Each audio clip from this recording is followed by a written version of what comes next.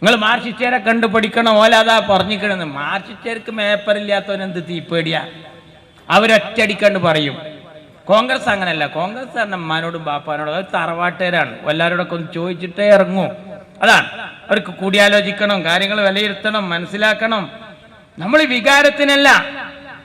എൻ്റെ ഷമീറിന്റെ പ്രസംഗത്തിലെ വരികൾ ഞാൻ ശ്രദ്ധിച്ചു. വെറുതെ അദ്ദേഹത്തെ ഇരുന്ന് പുകഴ്ത്തില്ല. വികാരപരമായല്ല നമ്മൾ നീങ്ങുന്നത്, വിവേകപരമായ. വിദ്വേഷത്തിന്റെയും വിവേചനത്തിന്റെയും വിത്തുവാകി നരേന്ദ്രമോദി അവിടെ നീങ്ങുമ്പോ നമ്മൾ വിവേകത്തിലും വിവരത്തിലുമാ പോകേണ്ടത്. ആ വിവേക ഇപ്പൊ ഈ കാര്യത്തിൽ നമ്മൾ എടുത്തത് ആലോചിച്ചിരുന്നു. നിർപ്പത ഇവിടെ ഈട്ടി പറഞ്ഞല്ലോ, ഒരു ക്ഷേത്രം നിർമ്മിക്കുന്നതിന് നമ്മളെതിരല്ല, ഇവിടെ വിശ്വാസിക്കെതിരല്ല. ഞങ്ങൾ അമ്പലത്തിന് കാവൽ നിൽക്കാൻ അണികളോട് പഠിപ്പിച്ച പാണക്കാട്ടെ തങ്ങളുടെ അനുയായികളാ. ഈട്ടിയുടെ പ്രസംഗം ശ്രദ്ധിച്ചോ? നമ്മളങ്ങനെയാണ്. നമ്മളെടുത്ത പണി എന്താ? ചിലരെ പണി എന്തായിരുന്നു? ഡിസംബർ 6 ആയാൽ എടവണ്ണപ്പാറയിലെ ഉപ്പും മഞ്ചമ്മലൊരു പോസ്റ്റ് ഉണ്ടാവും. എന്താ? ഈ പള്ളി മറക്കാതിരിക്കുക, ഇശാർത്താക്കി പോവുകയാണ്. ഓൽക്കെന്താ ചെലവ്? മൈദയുടെ ചെലവും പോസ്റ്ററിന്റെ ചെലവും. ഈ പള്ളി മറക്കാതിരിക്കുക എന്നതല്ല സമുദായം ആഗ്രഹിക്കുന്നത്. സംഘപരിവാരത്തിന്റെ കയ്യിലെ ലിസ്റ്റിൽ 3000 പള്ളിയാ. ചാലിയത്തെ പള്ളി, മമ്പുറം പള്ളി 3000 ആണ്.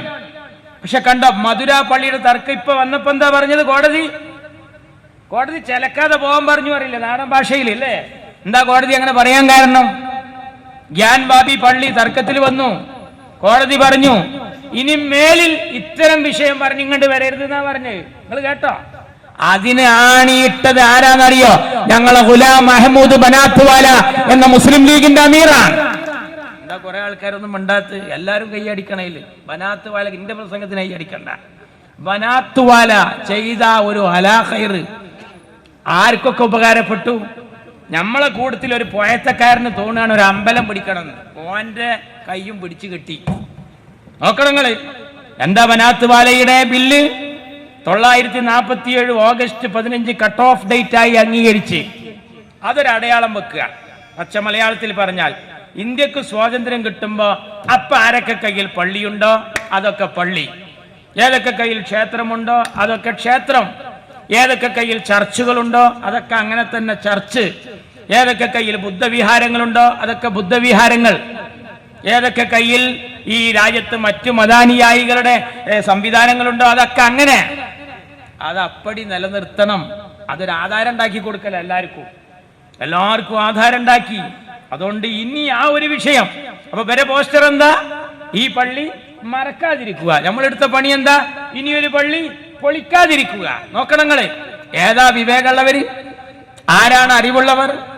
ഞാൻ പറയാറുണ്ട്, ഇന്ത്യ രാജ്യത്ത് ലീഗുകാരന്റെ തല എണ്ണി നോക്കുമ്പോ വളരെ കുറവാടോ, പക്ഷെ തൂക്കി നോക്കുമ്പോ മുസ്ലിം ലീഗിന്റെ തലച്ചോറിനാണ് കനം കൂടുതൽ എന്ന് ബോധ്യാവും. ഞങ്ങൾ തോന്നിയ മാതിരിയാണോ? എന്താ SDPIയോടും മാദനിയോടും ഞങ്ങൾക്കുള്ള വിരോധം? പാണക്കാട്ടെ കുടുംബത്തിൽ നിന്ന് ഇവര് കെട്ടിക്കാര്യം തീർത്തത് കൊണ്ടാണോ? അല്ല, രാഷ്ട്രീയ ഇച്ഛാശക്തി കൊണ്ടാണ് നമ്മളിതൊക്കെ നേടിയത്. രാഷ്ട്രീയ ഇച്ഛാശക്തി കൊണ്ടാണ്. നിയമനിർമ്മാണ സഭയാണ് ലോക്സഭ, നിയമനിർമ്മാണ സഭയാണ് രാജ്യസഭ, നിയമനിർമ്മാണ സഭയാണ് നിയമസഭ. നിയമം നിർമ്മിക്കണോടത്ത് പോണം. പൊറാട്ട കരിഞ്ഞു എന്ന് എടായിൽ നിന്നിട്ടല്ല പറയാ, ചുടുന്നോടത്ത് പോയി പറയണം. മനസ്സിലായ? ചുടുന്നോടത്ത് പോയി പറയണം. അങ്ങനെ എല്ലാവർക്കും കൊണ്ട് പോകാൻ പറ്റൂല. അതിന് ഹോം സയൻസ് പാസ്സായില്ലെങ്കിലും പണ്ടാരി എന്ന് നാട്ടുകാർ വിളിച്ചാലും മതി, ഓനക്ക് പോകാം അല്ലേ? ജനങ്ങളുമായൊരു കണക്ഷൻ വേണം, ഒരു ബന്ധം വേണം അല്ലേ? ആ ബന്ധം എങ്ങനെയാ ഉണ്ടാവുക? വെറുതെ ഉണ്ടാവില്ല. തെരഞ്ഞെടുപ്പിൽ നിൽക്കണം. തെരഞ്ഞെടുപ്പിൽ നിന്നാൽ ജയിക്കണം. ജയിച്ചാൽ മാത്രം പോരാ, സമുദായത്തിന്റെ ഒരു കടിഞ്ഞാണ് വേണം. ഉലമ ഉമറ ബന്ധം വേണം. ഞങ്ങളെ കാത്തു സൂക്ഷിച്ചു മഹാനായ ശംസുൽ ഉലമ, അതുപോലെ നദ്വത്തുൽ മുജാഹിദിന്റെ നേതാക്കൾ, അതുപോലെ മറ്റുള്ള സംഘടനാ നേതാക്കൾ, സമസ്തയുടെ സംസ്ഥാനയുടെ ഇവരോടൊക്കെ മുഷാവറ. അന്നത്തെ ഇസ്ലാമിക ശരീഅത്ത് വിഷയം എന്താണ്? എന്റെ പൊന്നുത്തങ്ങൾ മുഹമ്മദ് അലി ശിഹാബ് തങ്ങൾ പറഞ്ഞു, ബനാത്തുവാല നിങ്ങൾ പ്രവർത്തിക്കണം, ഞങ്ങൾ പ്രാർത്ഥിക്കാം. സിൻഫാനും മിൻ ഉമ്മത്തി ഇദാ സ്വലഹ സ്വലഹന്നാസു കുല്ലുഹും വഇദാ ഫസദ ഫസദന്നാസു കുല്ലുഹും അൽ ഉലമാ വൽ ഉമറ. അൽഹംദുലില്ലാഹ്, അത് സമൂഹവുമായി ഒരു ബന്ധം വേണം, സമുദായവുമായി ഒരു കണക്ഷൻ വേണം. അല്ലാത്തൊരു പോയിട്ട് എന്താ? അതാണ് പോക്കർ സാഹിബ് അത് പറഞ്ഞപ്പോ ആരുണ്ടായില്ല. മൗലാന അബുൽ കലാം ആസാദ് കൂടെ നിന്നില്ല, ഒറ്റപ്പെട്ടു. അവിടെ നിന്ന് സഭ പിരിഞ്ഞ് വരാന്തയിലൂടെ നടന്നു വരുമ്പോ മൗലാന അബുൽ കലാം ആസാദിനെ പത്രക്കാർ വളഞ്ഞു. സാർ, ഈ സ്പെഷ്യൽ മാരേജ് ആക്ടിന്റെ കാര്യത്തില് ഈ പോക്കര് ഒറ്റക്കാണല്ലോ ശബ്ദിച്ചത്. എന്താണ് യഥാർത്ഥത്തിൽ മതനിലപാട്? എന്താണ് മതനിലപാട്? കേൾക്കണം. അന്ന് എല്ലാ സമുദായത്തിലും അങ്ങനെ ഉണ്ടായിരുന്നു. കുട്ടികളെ കെട്ടിച്ചിരുന്നു 15-ാം വയസ്സിൽ. നമ്മളൊക്കെ സ്കൂളിൽ പഠിക്കുമ്പോ ചില സമയത്ത് ചില കുട്ടികളെ കാണാതായ മാഷ്മാര് ചോദിക്കും, എന്താ ഷീജ വന്നില്ലേ? കൂടെയുള്ള പെൺകുട്ടികൾ ചിരിക്കും. എന്തേ സാറേ, ഇന്നലെ അവളുടെ കല്യാണമായിരുന്നു. 8-ാം ക്ലാസ് 9-ാം ക്ലാസ് എല്ലാ സമുദായത്തിൽ നിന്നും നേരത്തെ കാലത്ത് കെട്ടിച്ചു.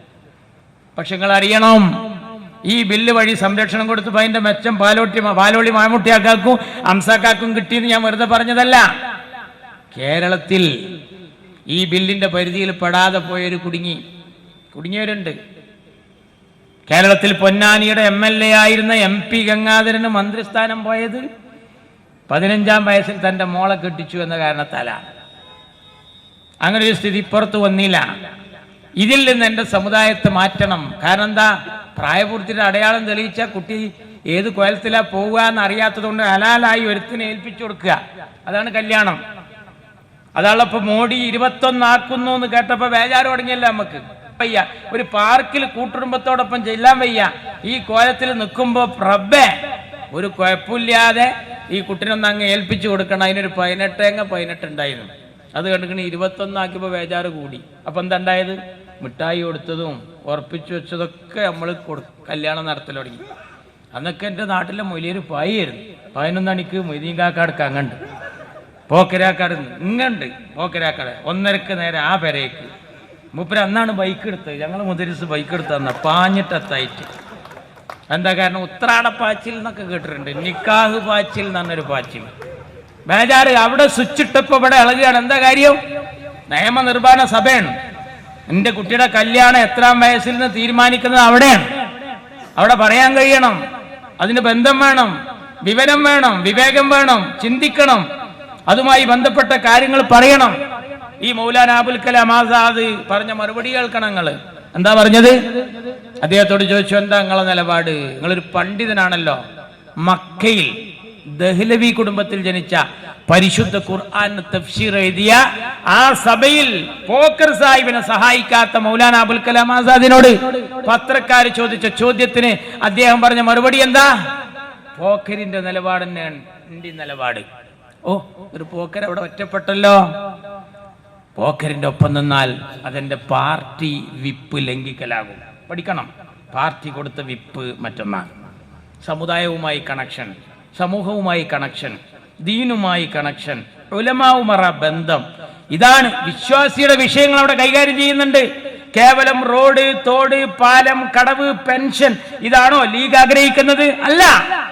ഈ കഴിഞ്ഞ റമദാനിന് ഇതാ റജബ് ഇന്ന് പറഞ്ഞിരിക്കുകയാണ്. നമ്മൾ പ്രാർത്ഥിക്കൽ തുടങ്ങി. അല്ലാഹുമ്മ ബാരിക് ലനാ ഫി റജബിൻ വ ശഅബാൻ വബല്ലിഗ്നാ ശഹ്റ റമദാൻ. നമ്മൾ പ്രാർത്ഥിക്കാൻ തുടങ്ങി ഇന്ന് മുതൽ. കഴിഞ്ഞ റമദാനിന്റെ മുമ്പേ നമ്മുടെ 4 MP-മാര് കേന്ദ്രമന്ത്രിയെ കാണാൻ പോയി. നിങ്ങൾ ആരെങ്കിലും ശ്രദ്ധിച്ചോ? ശ്രദ്ധേയമാണത്. എന്താ? ആരാ 4 MP-മാർ? PV അബ്ദുൽ വഹാബ്, ET മുഹമ്മദ് ബഷീർ സാഹിബ്, അബ്ദുൽ സമദ് സമദാനി സാഹിബ്, നവാസ് ഗനി സാഹിബ് തമിഴ്നാട്ടിൽ നിന്ന്. 4 ആളും പോവുക കേന്ദ്രമന്ത്രിയുടെ അടുത്ത്. എന്തിനാ? പിന്നെ ഹജ്ജിന്റെ ഈ റമദാൻ കഴിഞ്ഞാൽ ശവ്വാൽ, ദുൽഖഅദ്, ദുൽഹജ്ജ് 10 ഇതാണ് ഹജ്ജിന്റെ മാസം. ഇതുവരെ അപേക്ഷ ക്ഷണിക്കൽ തുടങ്ങിയിട്ടില്ല. എന്താ ഹജ്ജിന്റെ കാര്യത്തെ പറ്റി ആലോചിക്കാത്തതെന്ന് ഹജ്ജിന്റെ ചുമതലയുള്ള മന്ത്രിയെ ബോധ്യപ്പെടുത്താൻ പോവുക. പാർട്ടിക്കാർ ഒരുപാടുണ്ട്, ഒരുപാട് രാഷ്ട്രീയ പാർട്ടി ഉണ്ട് ഇന്ത്യയിൽ. പാലവും റോഡും തോടും കടവും പെൻഷനും സ്കോളർഷിപ്പും പൗരത്വവും എല്ലാം ശ്രദ്ധിക്കുന്നവരുണ്ട്, എല്ലാം പ്രസംഗിക്കുന്നവരുണ്ട്. പക്ഷെ പോയി നിങ്ങൾ ആലോചിക്കണോ? ഹജ്ജിനൊരു മന്ത്രി ഉണ്ട് അവിടെ. മൂപ്പർക്ക് തോന്നാത്തത് നമ്മൾ ഇശാറത്താക്കി. ഇവിടെ ഉണ്ട് ഒരു മന്ത്രി ഹജ്ജിന്. ഒരു അബ്ദുറഹ്മാൻ മുസ്ദാലിഫിലും അറഫാത്തിലും സൽമാനുൽ ഫാരിസിലും നനിട്ട ഒരു ദിവസം പ്രസംഗിച്ചത് തന്നെ. അതുമായി ഒരു കണക്ഷനും ഇല്ലാത്ത വർത്താനം. പിന്നെ ഹജ്ജിന്റെ ചുമതല ഏൽപ്പിച്ച ഒരാളുണ്ട്, അബ്ദുള്ള കുട്ടി അല്ലേ? അയാൾ ഇഞ്ഞപ്പോ അവിടെ പോയി എറിയാണെങ്കിൽ തന്നെ ചിലപ്പോൾ ചെയ്ത്താൻ പറയും നമ്മളും വലുത് വേണോ എന്ന് ചോദിക്കണൊരു മുതലാളി. അയാളെ കുറിച്ചും പറയണം. എന്നാൽ അത് പോയി ഓർമ്മപ്പെടുത്തി. ലീഗ് എവിടെയൊക്കെ ശ്രദ്ധിക്കുന്നത്? ഈട്ടിയുടെ പ്രസംഗത്തിൽ ശ്രദ്ധിച്ചോ? നമ്മൾ എവിടെ കൈവെക്കാത്തത്? നമ്മൾ എല്ലായിടത്തും പോവുകയാണ്. ലീഗിന്റെ ചീക്കോട് പഞ്ചായത്തിലെ പ്രസിഡന്റ് പള്ളി കമ്മിറ്റിയുടെയും പ്രസിഡന്റ് ആവും, സെക്രട്ടറി വാർഡിന്റെ സെക്രട്ടറി മദ്രസ കമ്മിറ്റിയുടെ സെക്രട്ടറി ആവും. എൻ്റെ തങ്ങന്മാർ ഏത് എത്തിങ്കാന്റെ തലപ്പത്തല്ലാത്തത് അവർ തറവാട് തന്നെയാണ്. അതൊരു തറവാട് തന്നെയാണ്. നമ്മളാരും വിചാരിച്ച പോലെ ഒന്നല്ല. വളരെ വേദനിക്കുകയാണ്. വളരെ പ്രയാസത്തോടുകൂടി പറയാം, ശ്രദ്ധിച്ച് സംസാരിക്കണം. ഇപ്പം നമ്മൾ വിചാരിക്കുന്ന പോലെയല്ല. ശത്രുക്കൾ ആവനാഴിയിലെ അസ്ത്രങ്ങളുമായിട്ട് ഇങ്ങനെ നിൽക്കുകയാണ്. അങ്ങനെ നിൽക്കുന്ന സമയത്ത് പരസ്പരം കൈകൾ കോർത്ത് നിൽക്കണം. ഉള്ള കൈ ഇല്ലാതാക്കരുത്. കൈ കോർത്ത് നിൽക്കണം. നമ്മൾ കൈ കോർത്ത് നിൽക്കുക എന്ന് പറഞ്ഞു കഴിഞ്ഞാൽ കൈ പോയാൽ എന്താണെന്നറിയാം, അവസാനം മുഖം പൊത്തി കരയാനും ആവതുണ്ടാവില്ല. അങ്ങോട്ടാ ഇന്ത്യ പോകുന്നത് ആ അവസ്ഥയിലേക്കാണ്. കാരണം പൗരത്വം വീണ്ടും പൊടി. നമ്മളിപ്പോ ഇതിലൊക്കെ ശ്രദ്ധപ്പോ നിങ്ങൾക്കറിയോ, അമിത്ഷായുടെ ഓഫീസ് ഒറ്റ കാര്യത്തിലാണ് ശ്രദ്ധിക്കുന്നത്, പൗരത്വം. ഞാൻ ഈ ടിയോട് ഇങ്ങനെ പറയായിരുന്നു, നിങ്ങൾ വായിച്ചോ? കഴിഞ്ഞ ദിവസത്തെ മാധ്യമത്തിൽ ഒരു വരിയുണ്ട്. ഇന്ത്യൻ പാർലമെന്റിലേക്ക് പറ്റിയ സാധനമാണ്. ഇന്ത്യയിലെ 16 ലക്ഷം ജനങ്ങൾ, 16 ലക്ഷം സിറ്റിസൺസ്, ഇന്ത്യക്കാർ ഇന്ത്യൻ പൗരത്വം വേണ്ടെന്ന് എഴുതി കൊടുത്തിരിക്കുന്നു. വായിച്ചോ നിങ്ങൾ മാധ്യമം പത്രത്തിൽ? 16 ലക്ഷം ഇന്ത്യക്കാർ ഇന്ത്യൻ പൗരത്വം വേണ്ടെന്ന് എഴുതി കൊടുത്തു. സ്റ്റേറ്റിന്റെ കണക്ക് കൊടുത്തിട്ടുണ്ടായില്. നമ്മളെ നാട്ടിൽ മലേഷ്യ പോണവരുണ്ട്, അവിടെയും പൗരത്വം ഇവിടെയും പൗരത്വം. പഠിക്കണം. അമേരിക്ക പോയ ചെറുപ്പക്കാരുണ്ട്, അവിടെയും പൗരത്വം ഇവിടെയും പൗരത്വം. ലണ്ടനിൽ പോയ കുട്ടികളുണ്ട് പഠിക്കാൻ, അവിടെ രണ്ടോടത്തും കൊടുക്കുകയാണ് അവര്. പക്ഷെ ഇന്ത്യയിൽ ജനിച്ച് ഇന്ത്യയിലെ 6 അടി മണ്ണിൽ വസിയത്ത് എഴുതി വെച്ച് ഇവിടെ മരിക്കണം എന്ന് ആഗ്രഹിച്ചവർ പോലും ആ കൂട്ടത്തിലുണ്ട്. മാധ്യമം അത് വിശദമായി കൊടുത്തിരിക്കുകയാണ്. 16 ലക്ഷം ഇന്ത്യക്കാർ വേണ്ടെന്ന് വെച്ചിരിക്കുകയാണ്. കാരണം എന്താ? ഇന്ത്യയുടെ പോക്ക് കണ്ടിട്ട്.